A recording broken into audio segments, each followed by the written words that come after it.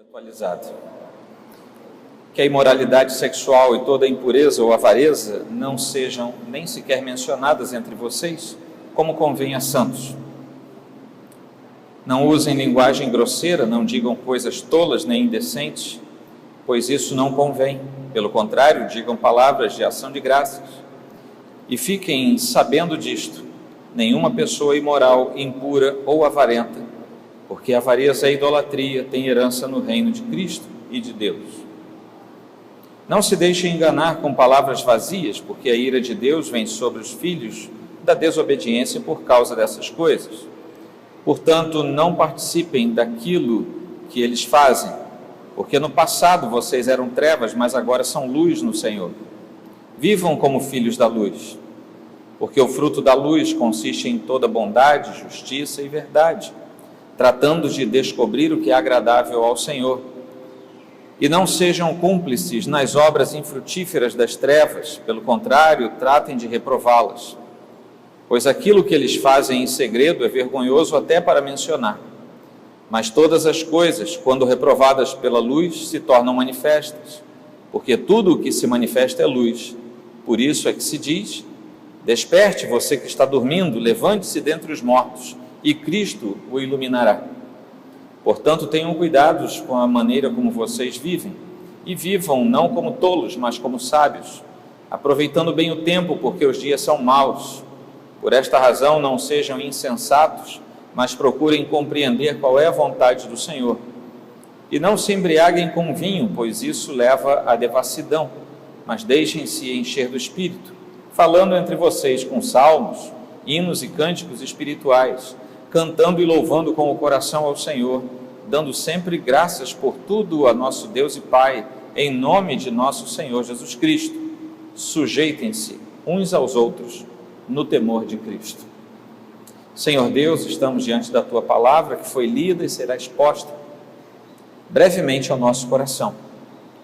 Que o Teu Santo Espírito faça aquilo que a nossa voz e o nosso convencimento não tem que fazer, mas que o Senhor trabalhe e que os Teus filhos entendam, e aqueles que ainda não são Teus filhos, mas são escolhidos do Senhor, que ouçam o chamar do bom pastor nesta noite. Por isso te louvamos em nome de Cristo. Amém. Meus irmãos, estamos na sequência de sermões das cartas da prisão e nós estamos seguindo agora com Efésios capítulo 5, depois nós vamos a Filipenses, vamos também a Colossenses e a Filemão. Como vocês já sabem, a epístola de Paulo aos Efésios trata da unidade da igreja de Cristo em sua base de argumentação, até o capítulo 3. Nós temos uma série de instruções de Paulo a respeito da verdade da fala do Senhor e da sua lei, e a partir do capítulo 4, nós, nessa segunda metade, que vai até o capítulo 6, temos Paulo tratando da vida cristã em contraste com o passado mundano daqueles que agora são filhos de Deus. Nós temos nos preocupado com questões diversas, sérias, como as questões do relativismo, do divórcio, da traição, questões que envolvem gênero, questões da hiper e da pós-modernidade. Algumas delas foram tratadas aqui enquanto se falava do cordão de 3 dobras, são preocupações atinentes ao nosso tempo e, no entanto, será que são esses apenas os desvios possíveis? Essas são todas as nossas preocupações? Porque o espectro que Paulo nos apresenta em sua carta aos Efésios é bastante amplo, é muito largo. Nós veremos que em Cristo nós precisamos sempre ter uma vida espiritual digna, e isso significa, sem dúvida, que precisamos viver plenamente de acordo com a sabedoria que vem do alto. Somente assim é possível ter uma vida espiritual digna e passarmos a viver em família, tanto a família natural quanto a família da fé, de tal forma que nós vivamos uma vida digna para o Senhor e por causa dele. O centro de tudo isso que foi lido aqui para os irmãos está em 2 versículos, cujos textos somados dão o centro da ideia de Paulo. Versículos 8 e 18, que numa leitura direta diz assim: porque no passado vocês eram trevas, mas agora são luz no Senhor. Vivam como filhos da luz e não se embriaguem com vinho, pois isso leva à devassidão, mas deixem-se encher do Espírito. Que essa seja a motivação para nós nesta noite. A primeira coisa que Paulo nos orienta, e para os leitores primeiros, que foram os irmãos da cidade de Éfeso, é que é preciso viver como filhos da luz. É preciso deixar de viver como filhos das trevas e viver como filhos da luz. Lá no versículo 2, que foi alvo do sermão da semana passada, há uma expressão: vivam em amor. E essa expressão de Paulo cede espaço, então, a uma condenação clara que é feita por ele a partir do versículo 3, como advertência de que assim viver é viver como impenitente, ou seja, tudo isso que ele vai dizer a partir do versículo 3. Desde que não haja claros sinais de conversão na vida de alguém, é o descritivo claro que Paulo nos deixa da vida de alguém que é impenitente, não conhece o Senhor como seu Salvador. Paulo faz uma longa listagem de vícios carnais, de vícios pecaminosos, semelhante a muitas outras listas que ele felizmente faz para advertência do povo de Deus, lá em Romanos 1, 1 Coríntios 5, Gálatas 5, Colossenses 3, 1 Tessalonicenses 4, 1 Timóteo 1, 2 Timóteo 3, Tito 3, e por aí vai a longa série de exortações e advertências de Paulo quanto ao viver em pecado, adotando o pecado como prática de vida, sendo alguém que diz ser filho de Deus, e ele contundentemente diz em todas as suas asseverações: não é possível, ou se é uma coisa ou se é outra coisa. Versículo 3 focaliza a perversão sexual de todo tipo, e nós estamos em tempo de libertinagens as mais amplas e múltiplas. Estamos nos aproximando de uma festa de libertinagens, mas desde tempos imemoriais o Senhor adverte que isso não apenas não agrada, como é um indicador de que aquelas vidas não conhecem o Senhor Jesus como Salvador, não têm a si o Deus eterno como seu Senhor, como seu guia e Salvador. Mas ele não faz uma relação a esse tipo de pecado de modo esvaziado de conteúdo. Ele faz essa conexão porque, no fundo, ele associa todas essas formas de desvios às associações idolátricas. Ele coloca a seguinte fonte de raciocínio: se os pagãos fazem tudo isso e os pagãos são idólatras, todos aqueles que cometem tais coisas são idólatras, portanto, um idólatra não pode ser chamado de filho de Deus. E Paulo aqui promove uma cisão: ou é uma coisa ou é outra. Não há meios claros na Escritura possíveis de sermos as duas coisas. Até quando titubeareis entre dois senhores? Ou bem servir ao Senhor ou bem servir a Baal. E agora no Novo Testamento, o combate de Paulo é uma idolatria que em Romanos 1 se manifesta também da mesma forma. Paulo nos diz em todo o tempo que essa forma de manifestação, por busca extremada ao prazer, cuja maior exaltação da carne e do pecado, estão nessas formas de desvio, ele diz que isso é idolatria. E não podemos servir a um ídolo. Portanto, aqui se manifesta esse tipo de colocação dada pelo apóstolo Paulo. Ele avança para os versículos 4 e 5 e faz uma nova conexão à idolatria, porque ele diz que aquele que é avaro, aquele que é sovina, também é um idólatra. E Paulo é muito claro quando adverte os irmãos: se você é sovina, você está na mesma categoria daquele que é um pervertido sexual. E há pessoas dentro do ambiente do reino de Deus que se livram desses pecados que são abertamente sabidos, mas ocultam em seu coração outros pecados. Talvez um dos pecados mais escondidos seja um bolso que não se converteu ao Senhor. E o que Paulo está dizendo é: se você é avaro, você é um idólatra. Popularmente, se você é mão de vaca, se você é pão duro, o que Paulo está dizendo é: largue disso, porque isso é o seu ídolo. Prosseguimos, porque avareza e cobiça condizem com egoísmo. E aquelas pessoas que no versículo 3 são mencionados por terem prazeres que são irregulares, ilícitos, pecaminosos, também se lançam nesses prazeres por egoísmo, por alto prazer, por hedonismo.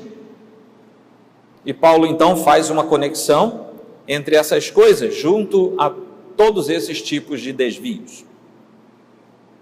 Ora, o nosso falar, versículos 4 e 5, deve ser diferente.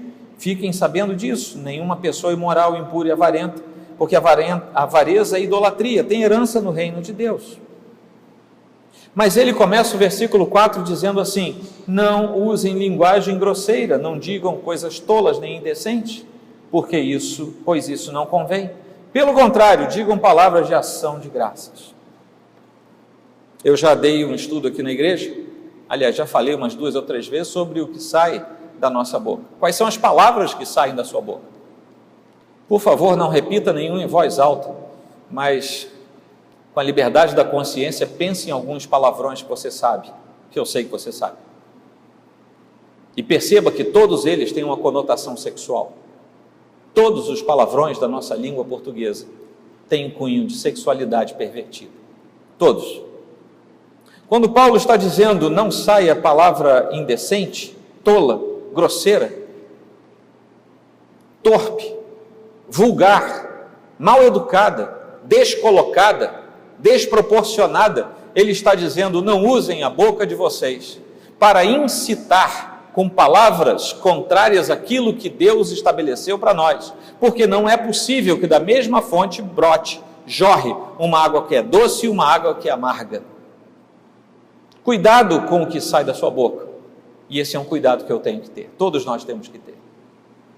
Isso, se bem acostumados, não nos faz apenas pecar menos contra o Senhor nessa área, mas também nos ajuda a ter um pouco mais de educação. Se você não é totalmente convertido, pelo menos queira ser bem educado. Já é um ganho para a sua vida, pelo menos nesse mundo natural. O que o apóstolo Paulo está dizendo é que nós temos que falar diferentemente daqueles que são ímpios. Eles não conhecem o Senhor, eles não beberam da água doce que tem vida eterna. Eles não conhecem. E há pessoas, inclusive do nosso convívio, dentro de igrejas, que nos causam vergonha, aquilo que a gente chama de vergonha alheia, pelo uso do linguajar inadequado que tem. Demonstram 2 coisas. Na pior das hipóteses, falta de educação, e na outra, falta de temor ao Senhor por seus princípios. Imoralidade e salvação são 2 realidades opostas no texto bíblico. Não é possível ser um salvo imoral, como não é possível ser um crente carnal. Ou é carnal ou é crente. É um crente que luta contra a carne, mas ele não é carnal por isso. Aqui no versículo 6 diz assim: não se deixe enganar com palavras vazias, porque a ira de Deus vem sobre os filhos da desobediência, por causa dessas coisas, e portanto não participem daquilo que eles fazem. E ele diz em seguida no versículo 8, porque no passado vocês eram trevas, mas agora são luz do Senhor. Vivam como filhos da luz. Não é possível andarmos sobre essa corda bamba e no domingo à noite sermos santos na igreja. Você olha para o sujeito, ele quase tem cara de anjo, só falta aquele halo luminoso flutuando sobre a sua cabeça. E quando chega na segunda-feira, ele é um verdadeiro demônio, só faltam os chifres brotarem, se é que o demônio tem chifres. Não é possível nós andarmos numa esquizofrenia espiritual dessa desse monte. Um dia somos crentes, o outro não somos. Não é possível haver alegria no coração de um crente com coisas que não procedem do Deus glorioso. Não há possibilidade em ficarmos satisfeitos com uma comida que não vem alimentar a nossa alma. Não há essa possibilidade. E isso, quando acontece, demonstra algo nefasto no coração daquela pessoa que precisa ser levada de volta ao Senhor, reconciliar-se com o nosso Deus, ou quem sabe pela primeira vez encontrá-lo na caminhada. O que nós sabemos é que aquela pessoa que pratica o que está no versículo 3 e que está no versículo 4, não será alguém salvo no final dos tempos, porque nenhum idólatra entrará no reino dos céus. É simples. Nenhuma idolatria, incluindo todas as disfunções, usando a palavra de Deus, de ordem sexual. E aqui eu vou ser absolutamente cafona, quadrado e fora de tempo. Isso inclui tudo o que você fizer que é ilícito, e eu espero que não faça, descrito na Bíblia para adultos, casados, solteiros, jovens. Há um tempo para isso, a fim de não se atirarem numa idolatria abjeta, que é pecado diante do Senhor. Guardem-se para o dia do seu casamento. E eu sei que muitas cabeças nesta hora, mesmo neste templo que não comporta tanta gente, estão pensando assim: meu Deus, como ele está fora do tempo. Eu estou fora do tempo, porque eu estou no tempo da Escritura do Senhor. Nenhum cristão verdadeiro deve se permitir ser ludibriado pelas palavras esvaziadas desse tempo, porque aqueles que se tornam alvo desse esvaziamento também tornam-se alvo da ira de Deus. E a lógica paulina é a seguinte: se alguém pratica tais coisas, é considerado um idólatra e pagão. Então, se alguém, mesmo se dizendo cristão, também as pratica, essa pessoa, embora se diga cristão, não é cristão, mas ele é um pagão idólatra. Essa é a lógica paulina nesse trecho da Escritura. E essa advertência dura de Paulo tem a mesma finalidade que a advertência dura tem quando sai de um púlpito como este. Não é o de condenar previamente ninguém, mas é de chamar as pessoas ao arrependimento e ao conserto. É por isso que a Escritura nos diz as verdades que o Senhor promulga, e nós as trazemos e as declaramos ao povo. Esse é o trabalho, esse é o mistério de um pastor. Então essa advertência é para aqueles que ainda podem se arrepender. Todos vocês estão respirando, me olhando, concordando ou não, mas estão entendendo tudo que eu falo neste momento.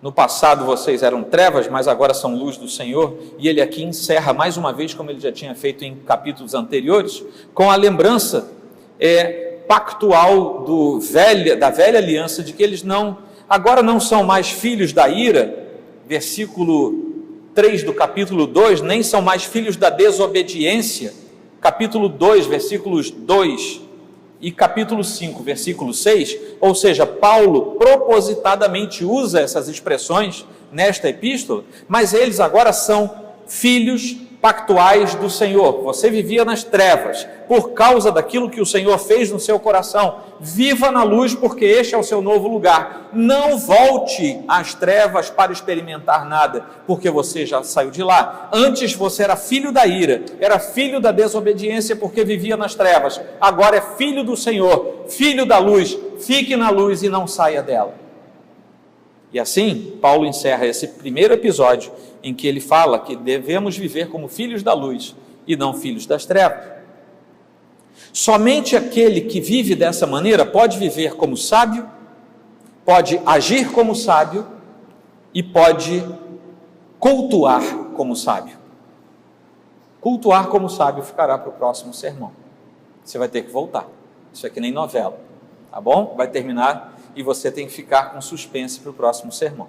Mas hoje nós vamos falar rapidamente dessas duas características que somente o filho da luz pode experimentar: viver como sábio e agir como sábio.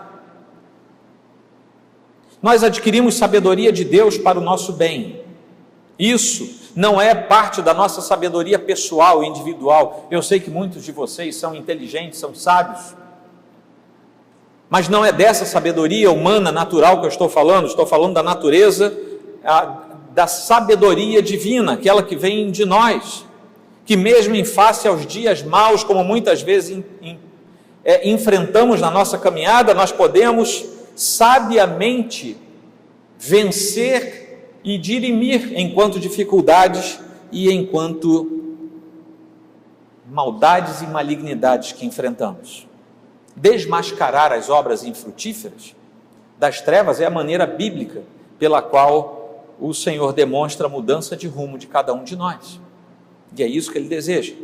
Sábios são aqueles que são feitos sábios, tornados sábios pela palavra do Senhor, como em 2 Timóteo mesmo Paulo fala ao seu tutelado, diz assim no capítulo 3, versículos 14 e 15: quanto a você, falando com Timóteo, permaneça naquilo que aprendeu e em que acredita firmemente, sabendo de quem você o aprendeu e que desde a infância você conhece as sagradas letras que podem torná-lo sábio para a salvação pela fé em Cristo Jesus. Nós somos feitos sábios pela palavra de Deus.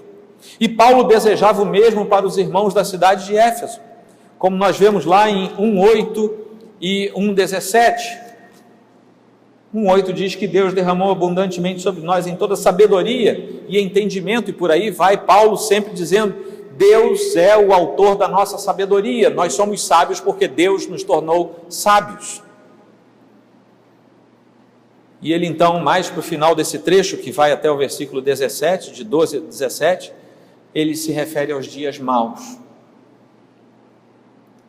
Paulo se refere ao que ele já escreveu em outras partes da mesma epístola, e ele tem com isso uma relação direta com Romanos 1, aquele capítulo que eu já tinha mencionado. Mas é interessante que Paulo diz que os dias são maus, e ele confirma isso, e nós sabemos isso.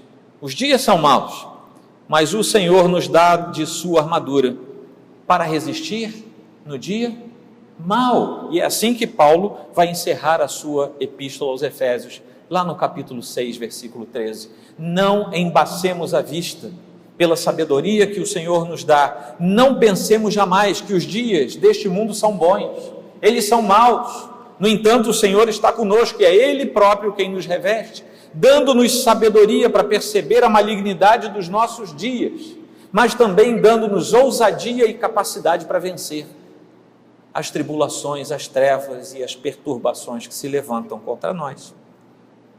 E este encerramento desse pequeno trecho abre um paralelo exatamente para o trecho seguinte, que traz um resumo da ideia do versículo 15.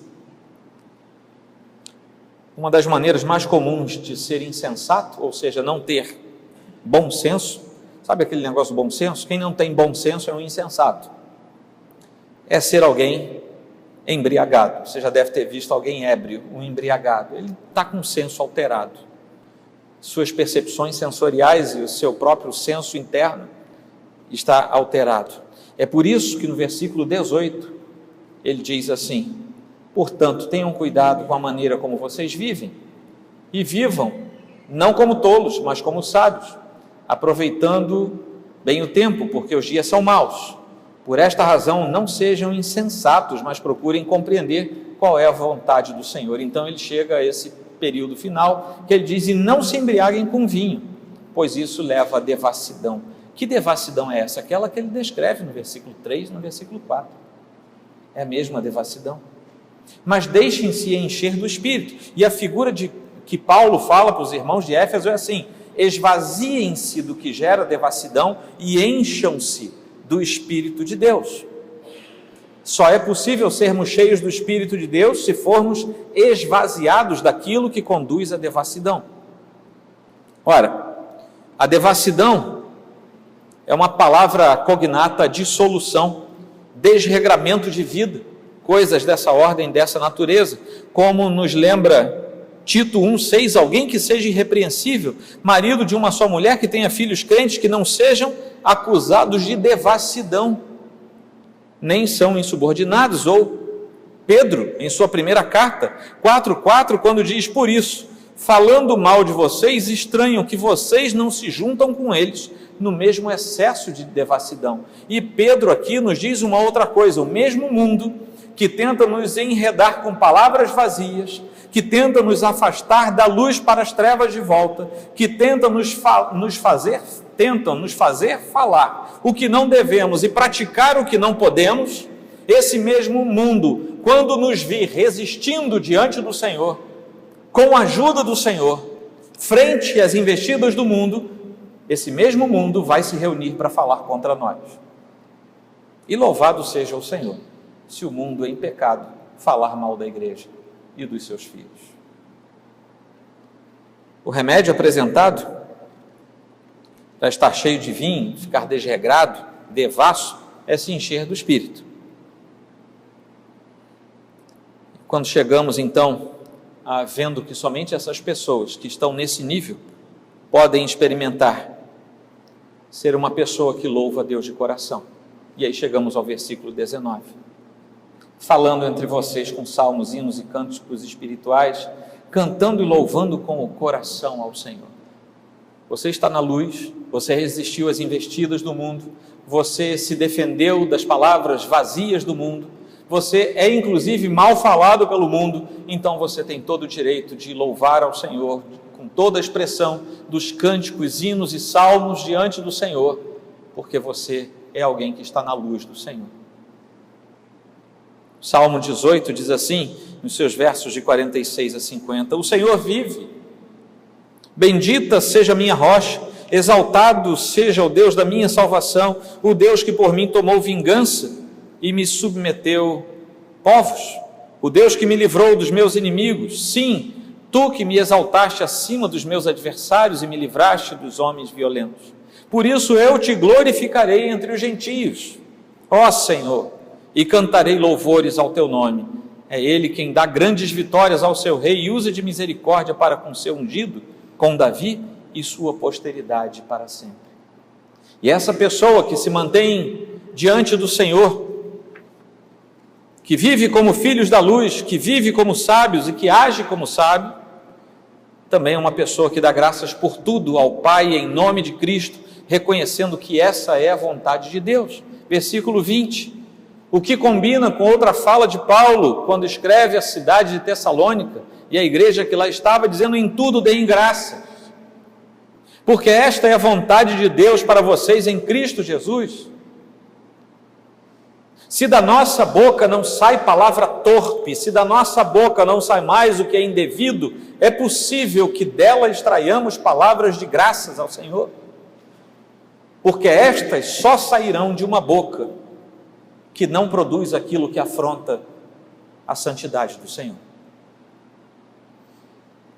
E a terceira coisa que essa pessoa que age como filho da luz e age de forma sábia, é que essa pessoa se sujeita aos irmãos, no temor de Cristo, tornando os interesses dos demais acima dos seus próprios. E assim encerro este trecho no verso 21. Mas há um paralelo de Paulo, quando escreve a carta aos Filipenses, capítulo 2, versículo 3, ele diz assim: não façam nada por interesse pessoal ou vaidade, mas por humildade, cada um considerando os outros superiores a si mesmo, não tendo em vista somente os seus próprios interesses, mas também os dos outros. E esse versículo, meus irmãos, é o contrário do que a nossa sociedade faz, é o contrário do que se promove nos nossos dias. Não faça nada por interesse pessoal ou por vaidade, tudo hoje é por interesse pessoal, até na igreja. Mas não deve ser assim, porque recebemos advertência que isso não é da parte de Deus. Não almeje coisas por interesse pessoal, mas considere que o seu irmão é mais do que você. É um exercício muito difícil em tempos em que as pessoas se viram para você e dizem como você é bom, como você é bonito, como você é rico, você vai ganhar, você vai fazer, você pode tudo, faça tudo. E a Escritura diz, considere o seu irmão mais do que você. Somente aqueles que vivem vida santa, andam e agem como sábios, podem cultuar ao Senhor também como sábios. E nós vamos ver isso no trecho seguinte, no próximo sermão. Eu gostaria de fazer uma breve aplicação de vida para nós. E essa aplicação vem na forma de instrução nesta noite. Não vou destrinchar, vou apenas instruir. Obedeça quem quiser obedecer, isso é extraído da palavra do Senhor. Primeira aplicação, abandone definitivamente os hábitos e os prazeres de um filho das trevas. E é feio falar isso, né? É feio falar isso dentro da casa do Senhor. Mas essa é uma exortação paulina. É uma exortação, quando nós estudamos o texto de Josué, por exemplo, só no texto de Josué, vamos pregar Josué no segundo semestre aqui, ao longo do segundo semestre todo deste ano. Mas, no texto de Josué, há umas 3 ocasiões em que Josué convoca o povo a renovar a sua aliança com o Senhor, e ele diz, lancem fora os ídolos de vocês. Na terceira vez era o mesmo povo, que pela segunda vez tinha sido instado a fazê-lo, e que na primeira tinha sido orientado a fazê-lo. E talvez por essa mesma condição humana, o Senhor nos repita as suas instruções, como fez com o povo antigo. É por isso que eu digo, abandone definitivamente os hábitos e os prazeres de um filho das trevas. Segundo, viva definitivamente como um filho da luz, porque você só pode fazer isso se obedecer à primeira orientação.